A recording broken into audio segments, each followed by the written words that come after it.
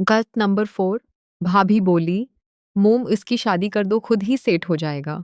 तो माँ भी हंसने लगी और बोली, पता नहीं सेट हो जाएगा कि जो अभी 2 मंथ मिलता है उससे भी आएगा। और फिर माँ और भाभी दोनों हंसने लगेगी। खैर, मेरा नाश्ते का मौड तो था, नहीं तो मैं छत पर चला गया। रात को जल्दी घर आ गया। 10 बजे हैं तो भाभी और समरीन किचन में खड़ी बातें कर रही थी। मुझे देखकर समरीन मन्ना नीचे कर लिया और भाभी ने समाइल्दी में खाने का बोलकर अपने रूम में चला गया। थोड़ी देर बाद समरीन आई और अब वो कुछ लग रही थी और बोली, भाई वो सुबह भी चले जाओगे, मुझे छोड़ने में उठा दूंगा। सुबह बोलकर वो एकदम रखे। मैंने उसकी तरफ देखा तो उसने उधर उधर आए हुए देखना शुरू कर दिया। मैंने कहा, ठीक है, उठा देना, बस थोड़ा सा माल देकर चली गई। मैं जब बर्तन रखने नीचे गया तो मैं अभी कुछ उनसे थोड़ा दूर ही था। मुझे भाभी और समरीन की खसर फुसर की आवाज मैंने पीछे ही रखकर थोड़ा सुनना चाहा तो कोई खास समझ नहीं आई। बहुत सुल्लू बातें कर रही थी, बस इतनी समझ आएगी। भाभी कह रही थी तो टेंशन नाले में होना नहीं पता चलता। उसे मैं किचन में गया तो वो एकदम चुप कर गई। खैर, मैं वापस आ गया।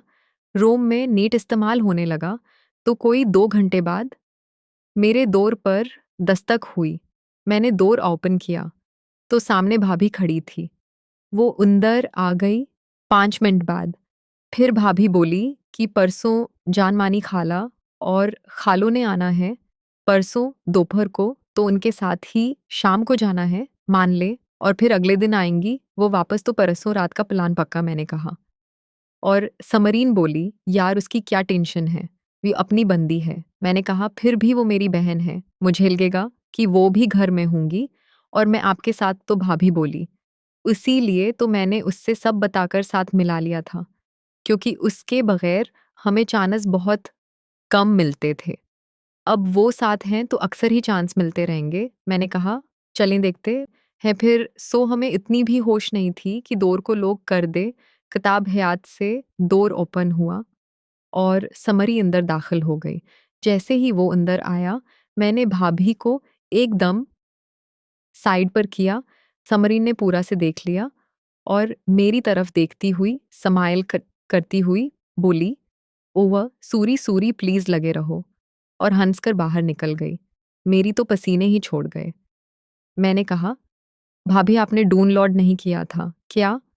वो बोले, मुझे क्या पता, तुमने भी नहीं किया। खैर, मेरा तो एकदम बैठ गया, मैं कलर हो गया था।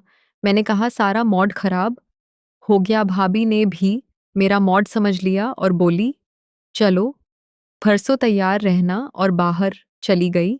और मैं सोचने लगा, इसमें ना जाने क्या आई होगी या जानबूझकर, और भाभी और वे उसमें क्या बातें कर रही थी कि उसे पता नहीं चलेगा। मैं काफ़ी आफ़स अपील कर रहा था, क्योंकि जो भी हो, लेकिन मेरी बहन थी और मैंने उससे पहले ऐसा कुछ सोचा तक नहीं था। फिर मैं सो गया और अगले दिन सुबह फिर वही से हुआ। समरीन ने मुझे उठाया। जब मैं उठा तो समरन का चेहरा आज भी वैसे ही घबराया हुआ था, लेकिन आज मैंने उसे अपने ऊपर झुका हुआ नहीं देखा। जब आंखें खोले तो बीमार के पास ही खड़ी थी, लेकिन उसकी नज़र कहीं और थी। मैंने फ़ौरा होलिया दरस्त किया और कहा, जाओ तो मैं आता हूँ। आज फिर वही सोच आ रही थी माइंड में कि ये चिक्कर किया है। फिर मैंने एक प्लान बनाया इस मसला के हल का। मीच उमरान को छोड़ने गया तो वो रास्ते में बोली, भाई वो सूरी मुझे रात को 9 करके आना चाहिए था। मैंने कहा, तुम ही आना ही नहीं चाहिए था। वो बोली, मुझे क्या पता था कि अंदर किया प्रोग्राम चल रहा है, और साथ ही हंसने लगी। आज उसका मॉड काफ़ी ठीक था, जैसे आम तौर पर होता था। मैंने कहा, कौन सा प्रोग्राम? बोली, अच्छा भाई अब बनू मत। मैंने कहा, नहीं नहीं, बताओ बताओ, बड़ी सियानी हो ना तुम, कौन सा प्रोग्राम? तो मुझे खास अंदाज में देखकर बोली, देवर भाभी के प्यार का, और हंसने लगी। मैंने कहा, शर्म करो, शर्म नहीं आती तुम्हें? वो बोली, आती है ना, इसीलिए तो फ़ौरा बाहर चली गई थी। मैंने उससे कहा, देखो तमरीन में ये सब खुशी से या मज़े के लिए नहीं कर रहा, सिर्फ भाभी की ही लाकर रहा हूँ भाई। यहाँ ही नहीं, और शादी के बाद औरत की जिस्मानी ज़रूरत थी, बहुत बढ़ जाती है। अगर मैं उनकी हेल्प नहीं करूँगा, तो या वह ज़हनी मरीज़ बन जाएँगी या फिर बाहर किसी और के साथ करेंगी, जिससे हमारी फैमिली की बदनामी हो सकती है। यही मकसद है और कुछ नहीं, मैं सिर्फ़ और सिर्फ़ उनकी ही लाकर रहा हूँ। मेरी ये बात सुनकर कमरे में कुछ सोच रही थी और मैं बोला क्या हुआ? वो एकदम बोली, कुछ नहीं, मैं सोच रही थी कि आप ठीक कह रहे रहे हो, किसी की हेल्प करना तो कोई बुराई नहीं, और आपके साथ अगर भाभी करती है तो घर की बात घर ही में रहेगी।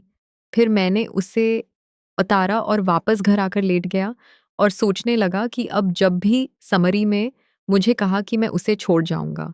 अभी तो मैं इस दिन सोऊँगी नहीं और देखूँगा वो सुबह उठकर क्या करती है। ये मेरी गलतफ़हमी है या कुछ, और अब यही एक हल है। मैंने ये प्लान बनाया और सो गया। फिर मैं दोपहर को उठा, सोकर और शाप पर चला गया, और सारा दिन आम दिनों की तरह गुज़र गया।